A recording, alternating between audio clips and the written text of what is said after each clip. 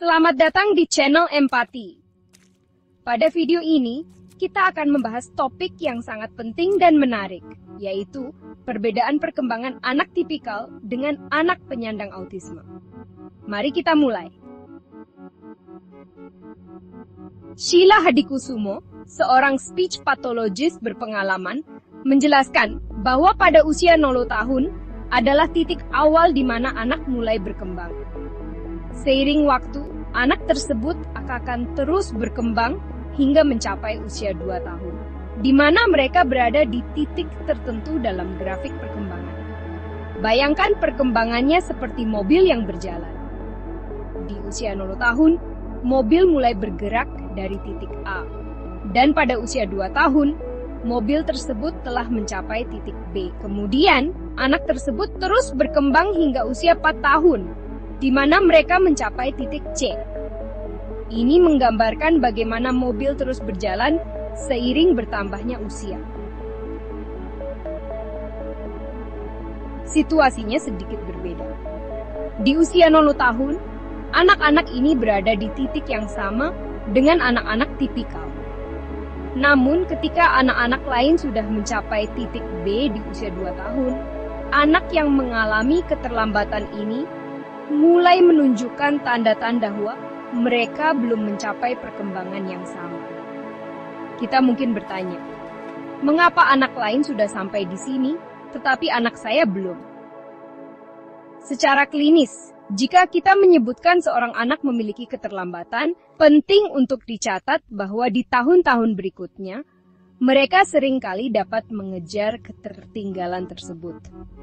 Biasanya, paling lambat pada usia 4 tahun, mereka akan dapat mencapai kemampuan yang setara dengan anak-anak lain, terutama dalam aspek bahasa. Dalam banyak kasus, masalah bicara yang bersifat keterlambatan ini juga cenderung menghilang seiring bertambahnya usia. Ada satu kondisi lain yang perlu kita perhatikan, yaitu gangguan perkembangan atau disorder. Pada anak dengan disorder, mereka memulai dari titik yang sama, tetapi perkembangan mereka tidak berjalan sesuai dengan harapan.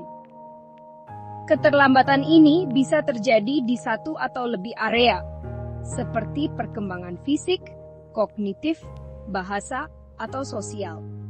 Di usia-usia tertentu, kita mulai menyadari bahwa perkembangan mereka tidak sama dengan anak-anak lain seusianya. Anak-anak dengan autisme termasuk dalam kategori disorder ini. Sekarang, mari kita beralih ke anak-anak penyandang autisme. Anak-anak ini mungkin menunjukkan tanda-tanda yang berbeda dalam perkembangan mereka. Ada 7 ciri autisme yang perlu diperhatikan, yaitu tidak tertarik untuk bermain bersama anak-anak lain, tidak menunjuk hal yang disukainya, tidak memiliki kemampuan eye contact, tidak mau meniru ucapan, ekspresi, atau gerak-gerik orang lain, tidak bereaksi ketika dipanggil, tidak melihat apa yang orang tunjuk, tidak pernah bermain pura-pura. Sebagai orang tua, peran kita sangat penting dalam mendukung perkembangan anak-anak kita. Intervensi dini sangatlah krusial. Penelitian menunjukkan bahwa intervensi dini meningkatkan kemampuan bahasa bicara untuk anak-anak dengan autisme. Dampak terbesar ditemukan ketika orang tua dan dokter berkolaborasi menerapkan intervensi tersebut. Jika kita mencurigai adanya tanda-tanda autisme, segeralah berkonsultasi dengan profesional seperti psikolog atau dokter anak. Setelah mendapatkan diagnosis resmi, kita dapat merencanakan dan melakukan intervensi yang diperlukan. Ada kisah inspiratif dari Ibu Sylvie yang memiliki anak dengan autisme nonverbal. Setelah mengetahui diagnosis anaknya, Ibu Sylvie langsung mencari program yang tepat. Ia mulai melatih komunikasi anaknya melalui gambar, dan menurutnya, metode ini sangat membantu anak dalam memahami instruksi dengan lebih baik.